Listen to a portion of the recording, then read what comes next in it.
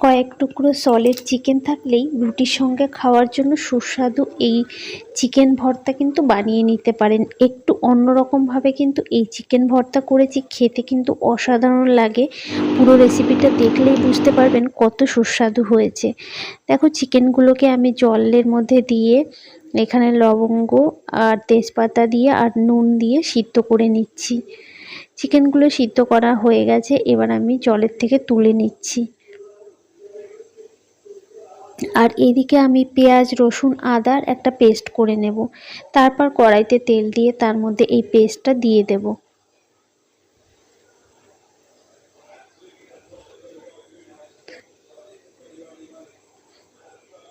ভালো করে সব পেস্টটা দিয়ে দেব। তারপরে কিন্তু এটা একটু ভাজা ভাজা করে নেব যাতে পেঁয়াজের কাঁচা গন্ধটা চলে যায়। আর একটা টমেটোও কিন্তু পেস্ট করে দিয়ে দিলাম, পুরো একটা টমেটোই দিলাম।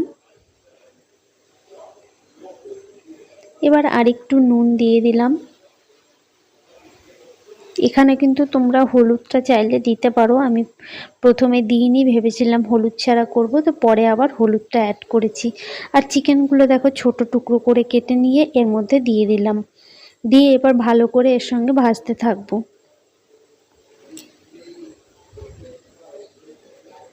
এরপরে আমি এর মধ্যে 1 চামচ মতো বাটার দিয়ে দিলাম আর দিয়ে দিচ্ছি দই।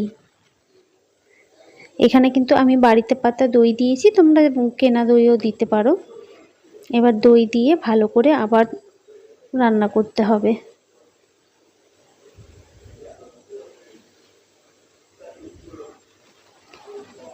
আর এখানে আমি দিয়ে দিলাম গোলমরিচ। আমি যেহেতু এমনি লঙ্কা ব্যবহার করিনি, তোমরা চাইলে কাঁচা লঙ্কাও ব্যবহার করতে পারো।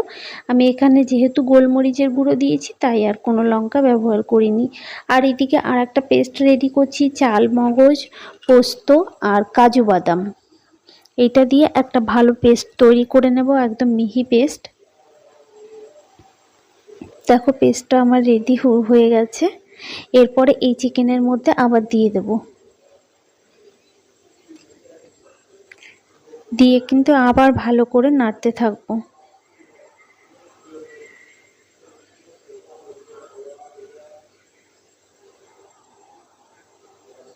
এর মধ্যে কিন্তু আমি 1 চামচ চিনি দিয়ে দিলাম, এরপরে দিয়ে দিলাম কাসুরি মেথি।